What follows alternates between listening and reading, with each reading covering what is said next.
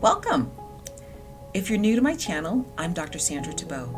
I'm a clinical psychologist and I have been teaching clients stress management skills for 30 years. Today, I want to talk about crying.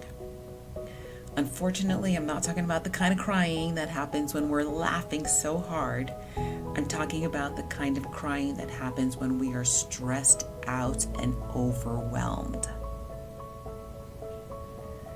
I get that sometimes it doesn't feel safe to cry. Obviously, you don't want to cry in a meeting or in front of your boss. But whenever it is safe to cry, or if you can get yourself out of that situation and get to a safe place to cry, it is actually very beneficial for you to go ahead and let it all out. Let all those tears out. The composition of tears when you're sad is actually different from the composition of tears when you're happy. So those tears are actually releasing some chemicals out of your body. And within your body, oxytocin and endorphins are being released. These are the same chemicals that get released when you are experiencing a very long, wonderful, comfortable hug from someone. They are feel-good hormones. Who knew that crying could actually make you feel better? Well, we kind of know that because if anybody's had a good cry and felt a sense of relief, a sense of like a weight's been lifted off of your shoulders, you do know that crying is useful.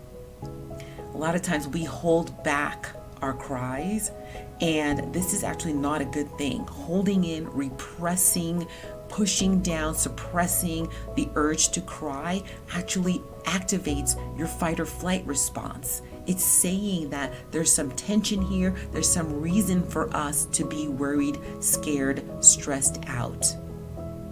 But if you go ahead and cry and you let it out, you start to feel a sense of relief. You're letting go of all that tension, and you are activating the opposite of the stress response, which is your rest and digest response. So remember, the crying helps to engage in relaxing your body. If you've ever cried so hard, what usually happens after you're crying? You fall asleep. You just relax and you just let go of all that tension and you just relax. So next time you feel like crying and it's safe to do so, cry. Cry if you feel like it.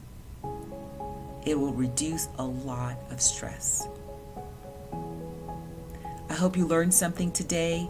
If you did, please hit the like button to let me know. And if you want me to keep giving you information about reducing stress, please go ahead and hit the subscribe button so that I know to keep making videos on reducing stress. Thank you so much for joining me today, and I hope to see you next time.